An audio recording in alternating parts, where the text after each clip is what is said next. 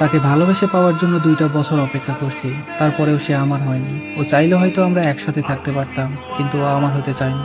আজকের গল্পটা শুভ ভাইয়ের। ভাইটা আমাকে SMS করে বলে যে ভাইয়া, আমার রিলেশনটাকে একতরফা ভালোবাসা বলা যায়। সম্পর্কেও আমার খালাতো বোন, আমাদের বাসা ছিল একই গ্রামে। ও প্রায় প্রতিদিনই আমাদের বাসায় আসতো, প্রতিদিন আমাদের কথা হতো, ফাইজলামি করতাম।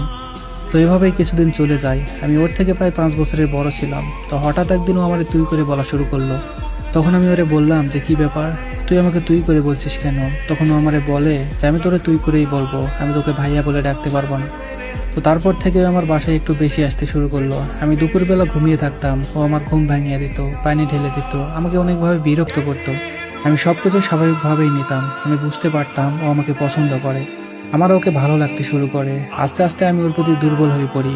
ও যেদিন আমাদের বাসায় আসতো না, সেদিন খুব মিস করতাম ওকে। আমি চাইতাম ও আমাদের বাসায় আসুক, আমার সাথে ফাইজলামি করুক, আমাকে বিরক্ত করুক। আমি অপেক্ষায় থাকতাম ও কখন আমাদের বাসায় আসবে। এভাবে চলছিল। তো কিছুদিন পর আমি ওকে প্রপোজ করি। তখন ও আমাকে বলে যে দেখ, এখন তো আমরা দুজনেই ছোট, 2 বছর পর আমরা রিলেশন করে বিয়ে করব। তখন আমি ওকে বললাম যে ঠিক আছে, সমস্যা নেই।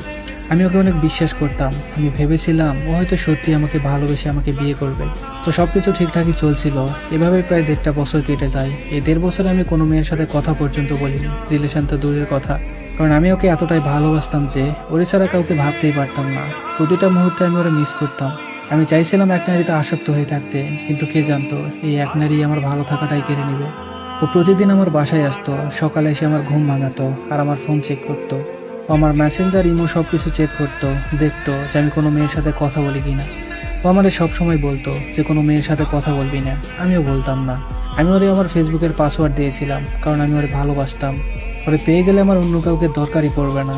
এভাবে প্রায় আরও 3টা মাস কেটে যায়। কিন্তু হঠাৎ করে ও আমাদের বাসায় আসা বন্ধ করে দেয়, আমার সাথে যোগাযোগ করা বন্ধ করে দেয়। আমি ওর সাথে কথা বলতে পারতাম না। ওর সাথে কথা বলতে না পারলে এতটাই কষ্ট লাগতো, আমি হয়তো বলে বুঝাইতে পারবো না। আমি ওর অপেক্ষায় থাকতাম, কিন্তু ও আসতো না। একদিন হঠাৎ সকালে ঘুম থেকে উঠে শুনতে পাই যে ওর বিয়ে ঠিক হয়ে গেছে।